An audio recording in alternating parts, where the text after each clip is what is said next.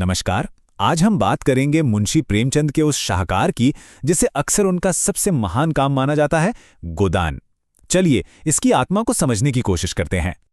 कभी सोचा है क्या हो अगर किसी की एक बिल्कुल सीधी साधी सी इच्छा, एक मामूली सा सपना पूरी दुनिया के लिए एक चुनौती बन जाए?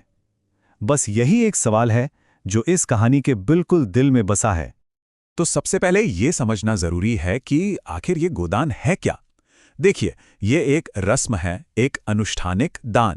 माना जाता है कि मृत्यु से पहले अगर एक गाय का दान किया जाए तो मोक्ष मिलता है। और सिर्फ मोक्ष ही नहीं, ये समाज में इज्जत सम्मान का भी प्रतीक है। तो चलिए अब मिलते हैं इस कहानी के नायक से, होरी महतो। होरी उत्तर भारत का एक गरीब किसान है और इसकी पूरी की पूरी जिंदगी बस एक ही ख्वाहिश, एक ही हसरत के इर्द गिर्द घूमती रहती है। लेकिन होरी के लिए ये ख्वाहिश, ये सपना सिर्फ एक धार्मिक रस्म नहीं था, बिल्कुल नहीं। ये तो उसके संघर्ष और अपमान से भरी जिंदगी को एक सम्मान देने का जरिया था। असल में देखा जाए तो यही छोटी सी इच्छा उसके पूरे जीवन के संघर्ष का प्रतीक बन जाती है। और यहां प्रेमचंद की खासियत देखिए, उन्होंने सिर्फ होरी पर फोकस नहीं किया, नहीं, उन्होंने होरी के आसपास एक पूरा जहान, एक पूरा संसार रच दिया है। गांव से लेके शहर तक एक ऐसे समाज का चित्र जो धीरे धीरे बदल रहा था। इस संसार में सबसे पहले आते हैं होरी और उसकी पत्नी धनिया। दोनों एक दूसरे से बिल्कुल अलग हैं। होरी जो है वो परंपरा, इज्जत, इन सब के बोझ तले दबा हुआ है और अक्सर हालात के सामने घुटने टेक देता है। लेकिन धनिया, वो बिल्कुल अलग है।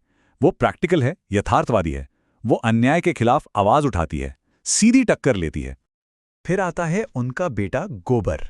गोबर प्रतीक है उस नई विद्रोही पीढ़ी का। उसको पुराने रीति रिवाज, ये शोषण, ये सब बिल्कुल पसंद नहीं। और जब गोबर और एक विधवा झुनिया का रिश्ता सामने आता है तो ये सारी सामाजिक मर्यादाओं को तोड़ देता है और इसकी वजह से पूरे परिवार पर एक बहुत बड़ी मुसीबत आ जाती है। तो सवाल ये है कि होरी को इस जाल में फंसाने वाले लोग आखिर हैं कौन? इसके तीन मुख्य चेहरे हैं। एक तरफ हैं जमींदार राय साहब। बातें तो किसानों की भलाई की करते हैं, लेकिन असल में पक्के शोषक हैं। फिर आता है महाजन, जो झूठे हिसाब और ब्याज के जाल में फंसाता है। और तीसरे हैं पंडित माता दीन, जो धर्म की आड़ में अपना काम निकालते हैं। और ये तीनों, ये सभी मिलकर शोषण का एक ऐसा चक्रव्यूह रचते हैं, एक ऐसी भूल भुलैया बनाते हैं जिससे होरी जैसा किसान कभी भी बाहर नहीं निकल पाता। ये कर्ज और निराशा का एक ऐसा जाल है जिसका कोई अंत नहीं। तो आखिर होरी की बर्बादी का ये सिलसिला चलता कैसे है? देखिए, वो पहले से ही कर्ज के बोझ तले दबा हुआ है। फिर उसके बेटे गोबर के उस रिश्ते की वजह से पंचायत उस पर एक भारी जुर्माना ठोक देती है। अब इस जुर्माने को भरने के लिए उसे और कर्ज लेना पड़ता है और बस वो गरीबी और लाचारी के दलदल में और गहरा धंसता चला जाता है। उपन्यास में एक लाइन है जो होरी की हालत को बिल्कुल साफ कर देती है। उसकी जिंदगी में चढ़ाव कम और ढलान ज्यादा थी। मतलब उसकी सारी मेहनत, उसका सारा खून पसीना बस उसे शोषित करने वालों की जेबें भरने में ही चला जाता था। लेकिन इस सब के बीच धनिया हार नहीं मानती। उसका प्रतिरोध, उसका रेजिस्टेंस बहुत मजबूत है। वो अन्याय के खिलाफ बोलती है, सीधे साहूकार से जाकर भिड़ जाती है। लेकिन उसका ये संघर्ष एक अकेले इंसान का संघर्ष है। वो अपनी डिग्निटी, अपनी गरिमा तो बचाए रखती है, पर उस पूरी शोषण करने वाली, उस पूरे सिस्टम को, उस मशीन को रोक नहीं पाती। और अब हम आते हैं कहानी के उस हिस्से पर, उस अंजाम पर जो इसे इतना पावरफुल और दिल को छू लेने वाला बनाता है।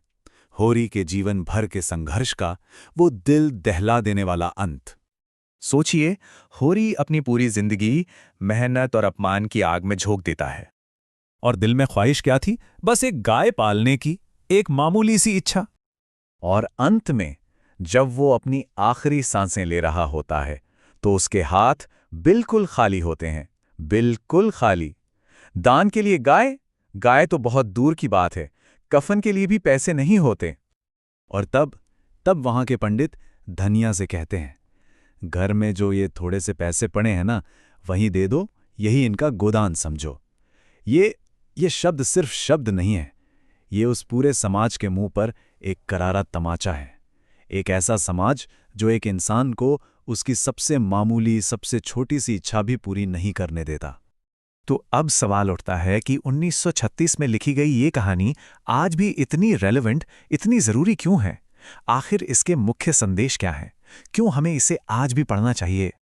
अगर इसको हम समझें तो गोदान 3 बहुत ज़रूरी बातें कहता है। पहली, ये भारतीय किसान की त्रासदी का एकदम कच्चा, एकदम नग्न यथार्थ दिखाता है। दूसरा, ये समाज में धर्म और नैतिकता के नाम पर जो ढोंग, जो पाखंड फैला हुआ है, उसका पर्दाफाश करता है। और तीसरी बात, ये भनिया जैसे किरदारों के जरिए इंसानी गरिमा और प्रतिरोध की एक बहुत शक्तिशाली कहानी सुनाता है। इसीलिए होरी की वो अधूरी इच्छा, वो सिर्फ उसकी व्यक्तिगत हार नहीं है, बिल्कुल नहीं। वो असल में पूरे समाज की, उस पूरे सिस्टम की हार पर एक बहुत तीखी, एक चुभने वाली टिप्पणी है। एक ऐसा सिस्टम जो एक साधारण इंसान की सबसे बुनियादी इच्छा को भी पैरों तले कुचल देता है। और यही बात हमें सोचने पर मजबूर करती है। हाँ, माना कि जमींदारी उस रूप में अब नहीं रही, समाज का ढांचा भी काफी बदल गया है, लेकिन क्या होरी जैसे लोगों का, होरी जैसे किरदारों का संघर्ष आज सच में खत्म हो गया है? ये सवाल गोदान हम सबके लिए छोड़ जाता है।